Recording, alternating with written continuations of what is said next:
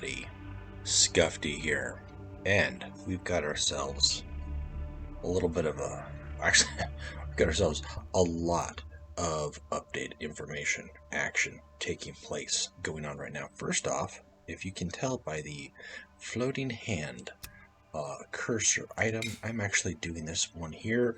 This is the first video that I'm recording from my laptop, so I'm doing screen capture. You'll have to excuse me as I get a little bit used to this newfangled technology.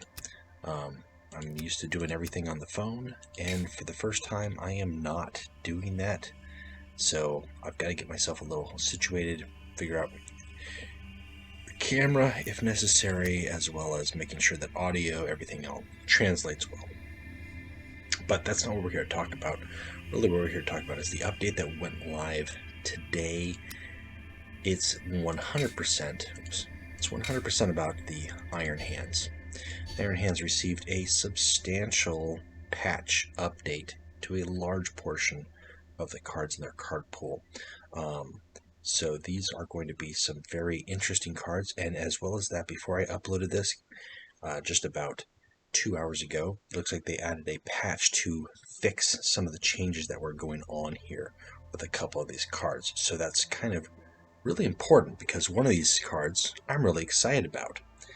So first off, let's get into it. Let's get into the Iron Hands. Now, the Iron Hands, none of the Warlords changed. Duquesne, Ferrus Manus, Gabriel Santar, these guys all remain the same. Shadrach Medusan, I've been testing Shadrach so far 50-50 with the new changes. The old Shadrach build, still kind of functional, but I'm trying to adjust it a little bit here because Relentless itself as a mechanic didn't get an overhaul, but the cards within the pool kind of did. So first off, these guys here, Varric Squad. Now, I have long said that Varric Squad is probably one of the worst Iron Hands cards, with 1 health, unstoppable, so what, so many ways to kill this thing. A Jaeger can do it.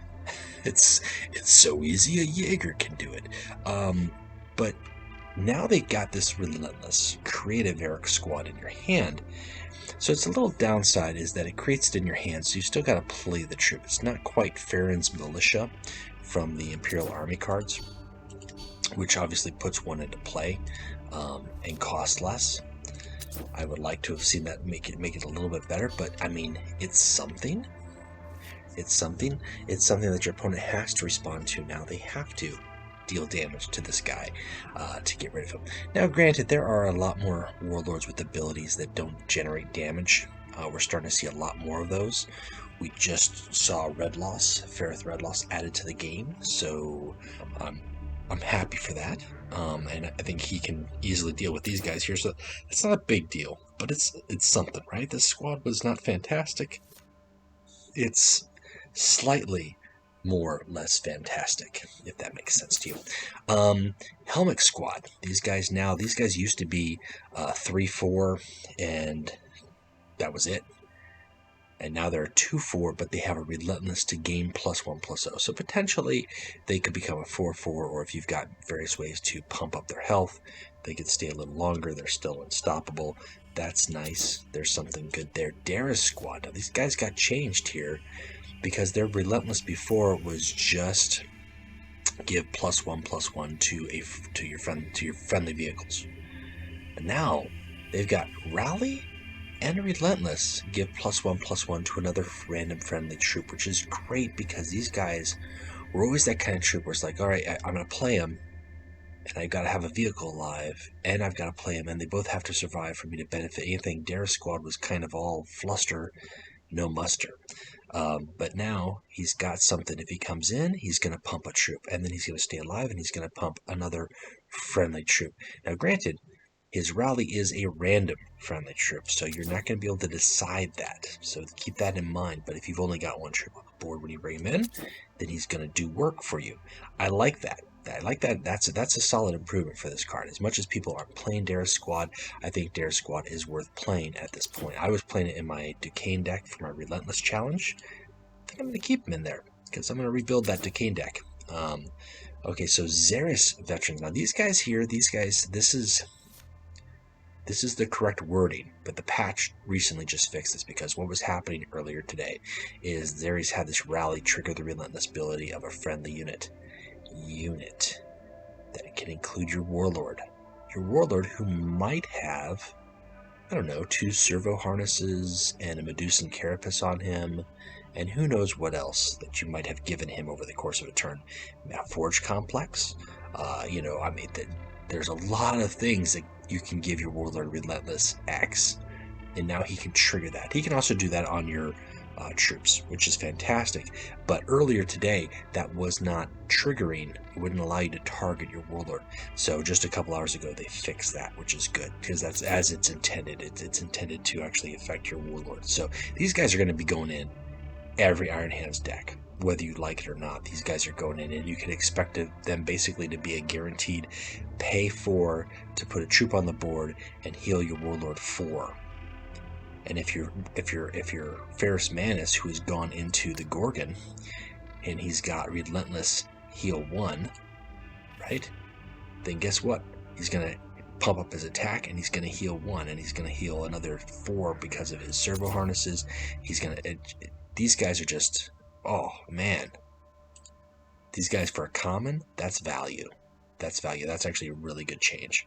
So thank you for fixing it, every guild, and guys, invest in Zary's veterans. Ancient Gorlok. Oh, Ancient Gorlok. I miss old Ancient Gorlok, but this is not bad. Ancient Gorlok used to have the Relentless game 1 attack or game 2 attack, but now he's got an active ability here, which is a little different, because you've got a Dreadnought that is actually not attacking, but for 2 energy, you can trigger the Relentless abilities of your other troops. On the surface, you're like, that's kind of easier said than done. In testing and execution today, I think many people have seen that is much easier to do than you anticipate. You're not going to get it every game, but when you do, that's what the Iron Hands do best, is they steamroll, right? So triggering the Relentless abilities of all of your other troops. It might only just be 1, but if it's 2 or 3, that's crazy. Now, this is troops. This isn't going to trigger your Warlord, because that would be bonkers on a body that's a 5/7 vehicle body. But that's a decent, solid ability here. That's Ancient Gorlok.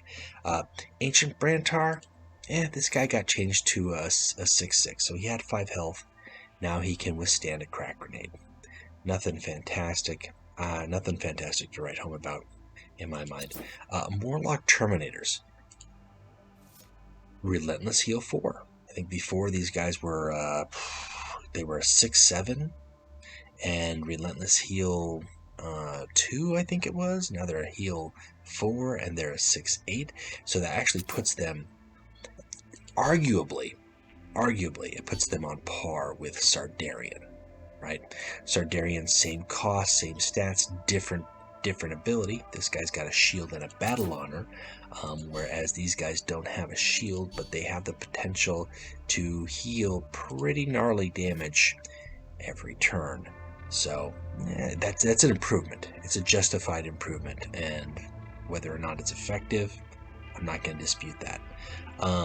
Venerable Comec. I used this guy today a couple times in the Medusan decks I was practicing with, and oh my gosh.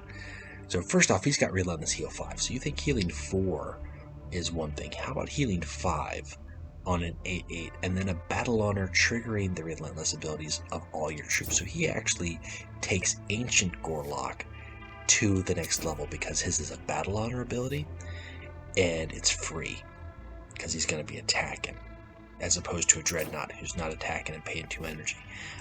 Obviously different costs, different ways of execution, but you trigger that and you drop, let's just say on the turn that you use him to attack, right? You bring him out, he survives, you use him to attack, and you throw down an Iron Father, and I don't know, just for shits and grins, Varric Squad. 2 Relentless troops. Not only is the guy going to kill a unit, do 8 damage, then he's going to trigger that Iron Father, pump up everybody. He's going to trigger that Varric Squad, but guess what? He's also going to trigger himself, and he's going to heal 5. Because it doesn't say all of your other, it says all of your.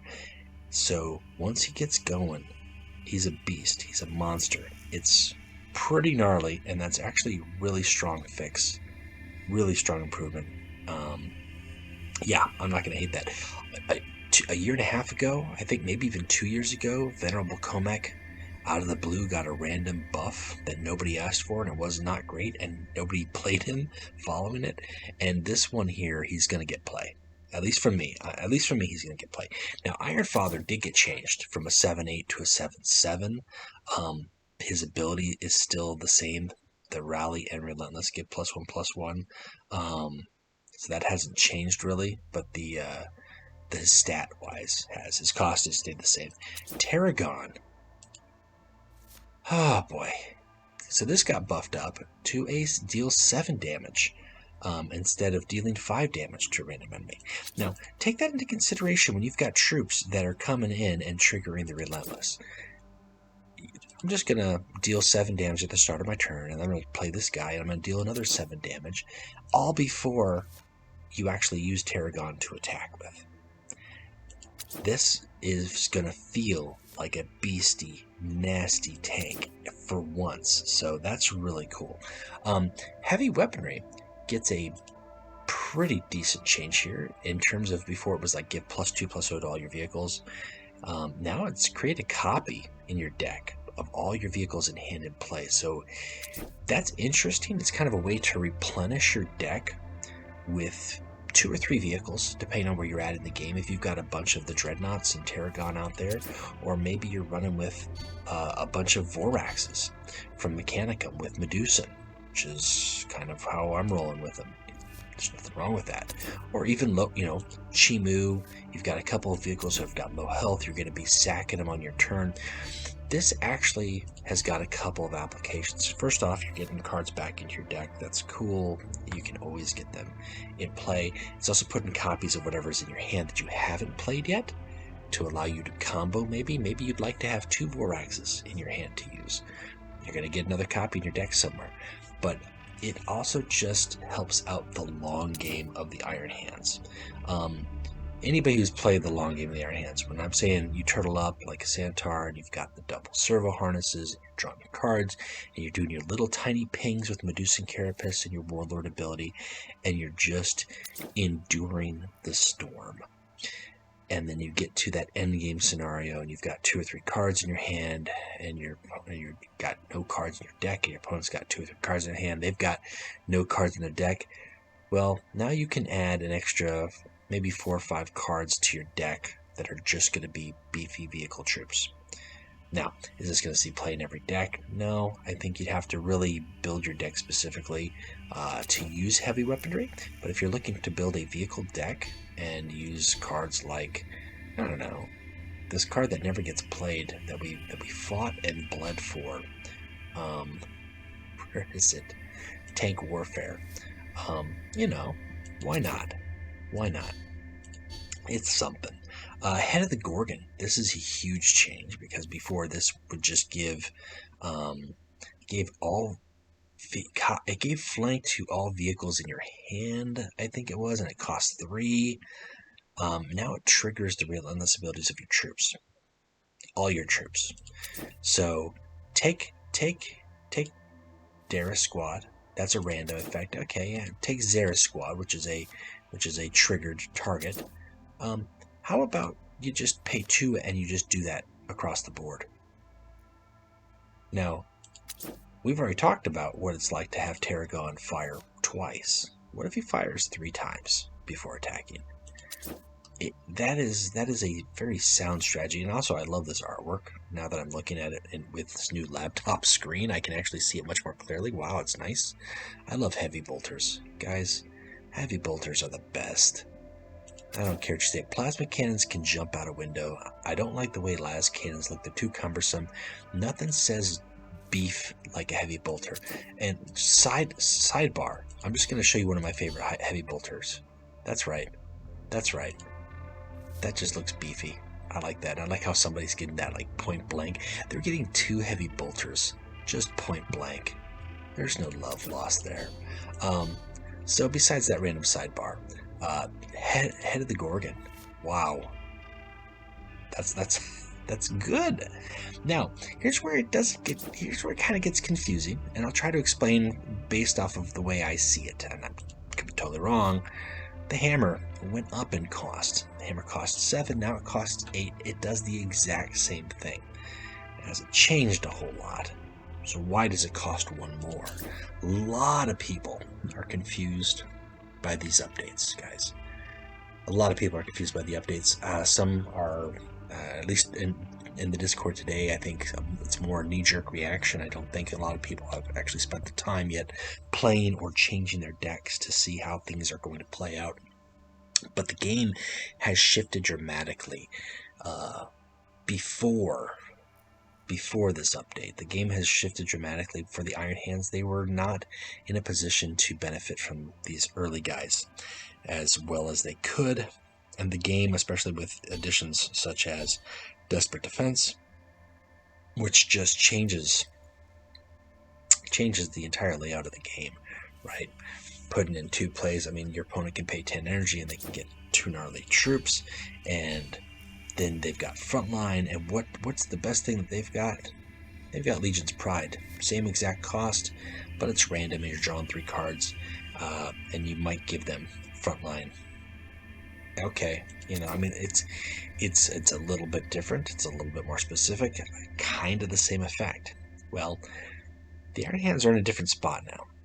The game is in a different spot. The game is rewarding late game plays versus early game plays. You can still certainly play Varric Squad first turn and pump them up and have a very strong opening hand if you've got Ferrous Manus building bionic enhancements, right? You can still do that. You can still get Atropitus and have his stats healthy, and Duquesne is protecting him, and you're going to gain value out of that. You can still do that. But with the addition of like the Dark Angels, who can steamroll if you let them get going, and they can bring out these nasty big body guys. They can bring out Deathwing Companion. They can bring out, beefed up Terminators and Proctor Ramiel.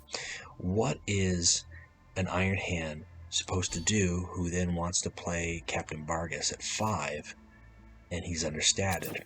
Or they want to play out still these guys 4/3, which are understated, but they deal 3 damage. Ancient Gorlok, what's he going to do? Not a whole lot. How likely is Captain Kagos going to survive every turn? Stat-wise, those cards haven't changed any because they've proven to be kind of the meat and potatoes that the Iron Hands have been clinging to. This change gives the Iron Hands an entirely different approach. Actually, I think, quite frankly, 2 different approaches to style. I think you have the option to continue playing Iron Hands perfectly fine as you've been playing them. Nothing's going to change for you. 13 of these cards within this faction have been changed. None of the changes are to cards that players are currently using aside from the hammer, which is the only card that are touched. Iron Father lost 1 health. Most people play with 2 Iron Fathers, and that +1 health doesn't matter half the time. And if you play Warlock Terminators or Venerable Comec, now you can argue that you might be getting more value out of that anyways. So that's justifiable. The hammer is designed to clear the board. Now, I wish that it hit the Warlord. That would make more sense if they decreased the cost to 8 and it dealt damage to the Warlord, but it's not designed to do that. That's what the Iron Hands troops are for.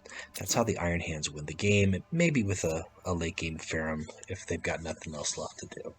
That's how they win the game. That's their tool. The hammer is used to clear the board. That's what it's always been. So if you've already got very strong troops now, who if you're building a board that can throw out 2 Venerable Comecs, or a Tarragon and a Venerable Comec with Desperate Defense, or maybe you really find the Fates reward you with your Legion's Pride and you get Astra, Tarragon, Venerable Comec, all with Frontline, and then on your next turn all of those trigger, and then you play Head of the Gorgon, and you play Varric Squad. Do you need the hammer? No, you don't. No, you don't. Now, does that devalue the legendary for what it is? Not entirely, because there are other styles within the faction, such as Reckoning Ferrous Manus, who can play a lot of low-cost troops and really not focus on the troops so much and go into mono mode Reckoning mode and beef up Nasty. Just have maybe a handful of strong support troops, Xeres veterans, to help give him that extra boost at the end of the game. Kagos for some protection, some healing. Maybe a Corvin squad to help for board suppression. He's going to utilize the hammer much more effectively than a warlord who has got troops who's functioning just fine. Medusa does not need the hammer if he's giving sneak attack to his troops. Duquesne won't need the hammer if he's got so many troops that have just pumping up, protection abilities, end of turn abilities, resolution, mortar carriers, whatever it is. Santar most definitely could still make use of the hammer. Make no mistake of that. Whether or not he's going to want to, you don't have to build Santar the same way that you've been building him for 3 years, but the option is there. And then to go with that, I think that the vehicle concept, doubling down with Desperate Defense or Legion's Pride, and building a deck that races with double Asteroid Sanctuaries, and I can guarantee you I've already played about 3 or 4 games against people testing Iron Hand builds that do exactly that, and they can get tricky. I think there's a counter build for everything. So just as much as people are building those decks, expect people are building decks to beat those. And most of those decks are going to be aggro and quick damage dealing decks that don't go to the long game, because if you go to the long game against the Iron Hands, you stand a much stronger chance of not winning, right? Unless you're playing the stun game maybe, or the overdraw. That's a risky game move. I never had fun playing Iron Hands when I was an Alpha Legion player. Those were just hard games, especially if they got those servo harnesses on curve. Those were just long drawn out attrition battles. Talking about traitors, talk about the Death Guard. The Death Guard stand a decent chance with all the poison that they have at their disposal. A lot of frontline, a lot of stalwart, and you can throw down some warlords who can really now heal things to a high degree, whether that is themselves or other units. However, the Iron Hands themselves are not without ways to remove poison, right? As well as just using existing neutral options to remove poison, such as Chimu. So I think it's a good shift. The patch itself, in terms of my notes, my reactions, my thoughts on it, do I give it a 7 out of 10? No. I give it a 6 out of 10. I think that a 6.5. I feel like it's a 6.5, and I'll tell you why. This is a huge patch to the faction. 13 of the 25, 30, 38. Let's see here. How many are these? How many cards are there? 2, 3, 4, 5, 6, 7, 8, 9. 45 cards. 13 of the 45 cards. That's 25% of the Legion's card pool has been changed and buffed. That's significant. And as I said, it allows for new playstyle methods. That's cool. That's a positive. But I do feel like some cards got left out, left behind. The Storm. I've never liked the Storm. I get it thematically, but I've just never liked it. It could be so much better. Why do enemy troops have to cost 5? Why can't they cost 2? 3 even. 5 is such a big drop. Another one that I was kind of confused of. Where is it? I just scrolled past it. Oh gosh. There it is. Predator Executioner. 5 health for a 7 cost. I would have liked to see this drop to a 7/7 for 7. That would have been a decent little change. There's not a lot there. Fall of Cardinal is decent. It's kind of outdated by today's standards with all the damage dealing tactics that are in there. So, I don't feel like the patch is completed, but I think it's significant. I think it allows for changes in the way that the faction gets played, and I think those are positive as a whole. The only change that is confusing people, I think that's polarizing, again, as I said, is the change to the hammer. But if you really analyze it, I can't say it makes sense. However, I understand, I think, the intention behind that. believe I understand the intention behind that. I'm going to clarify my statement on that. Now, this is just day one. Testing a faction and execution is going to take some time. It's going to take some time to test it against counter builds. It's going to take some time to experience it in the game and see how that goes for everybody.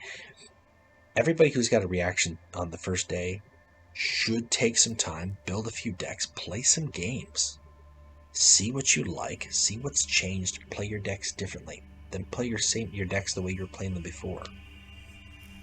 Now that Xeres is fixed, and I can trigger my Medusa and Carapace and my 2 servo harnesses a second time in a turn, I think we're going to see Iron Hands a lot more. I think we're going to see Iron Hands a lot more from people playing them either at higher levels, mid levels, whatever the case may be. They operate differently, but they really could potentially give the Orphans of War a run for their money in terms of endurance. They could potentially give Desperate Defense builds some sour grapes if people start play the rush and drop, because as much as I'm not a fan of Thunderhawk 1169, it's strong enough. The Iron Hands have got some solid 8+ drop vehicles. They always have. They've always felt kind of like it's hard to argue putting them in the deck.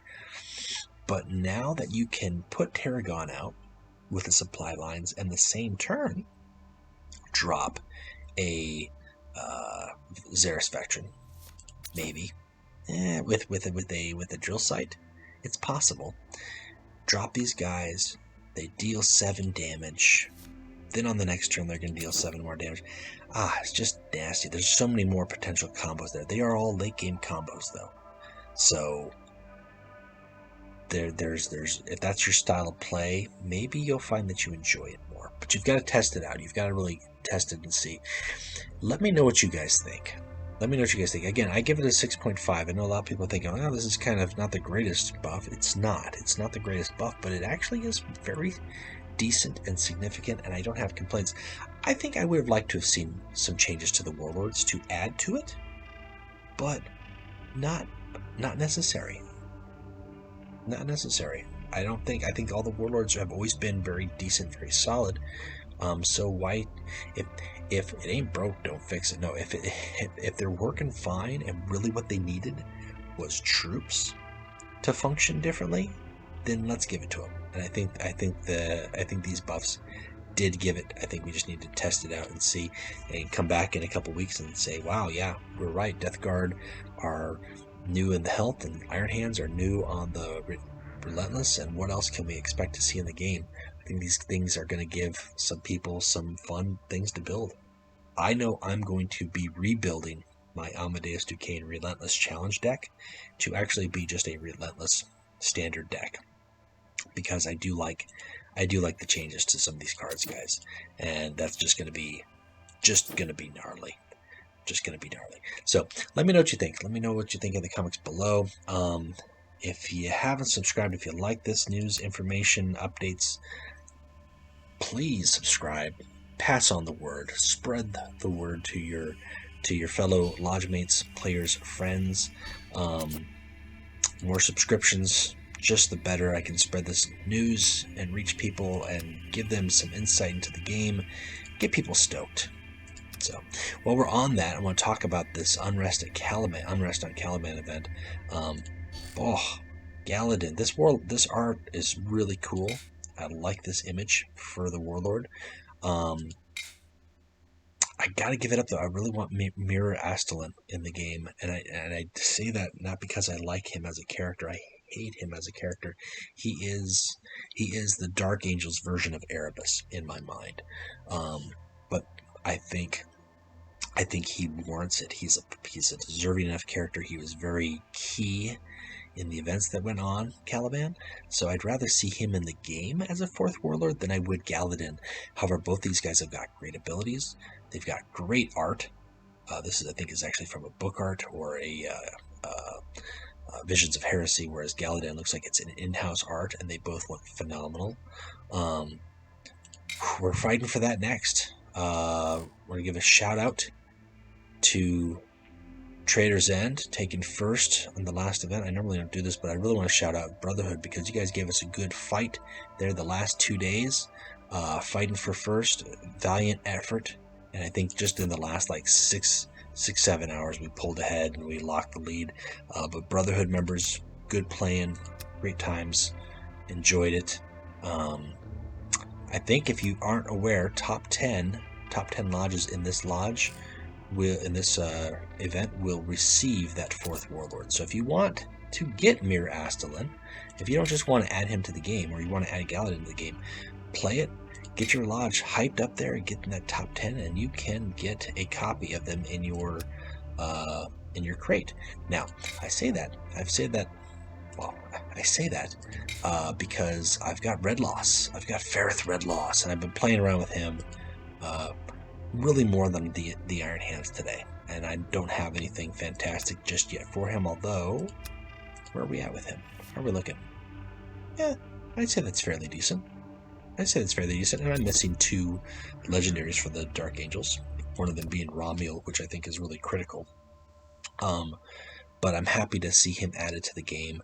A lot of people wanted to see Holgwyn added. I really don't have a preference for Ferrith or Holgwyn as far as characters go, but I liked Ferrith's ability more. I think it's important for the Dark Angels to have a mix, some options in the Warlords, and I think he adds that.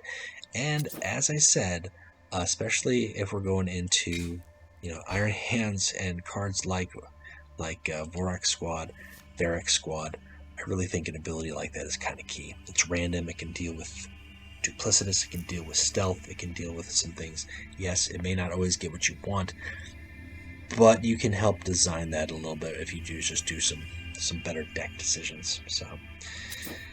So that's it for the game updates. That's talking about the events. One other thing I wanted to mention here in this little update video, while I've got your attention, is kind of tied into this new laptop, this new setup, everything that I'm trying. There's a lot of things that I want to try to test my fluency with, my abilities on.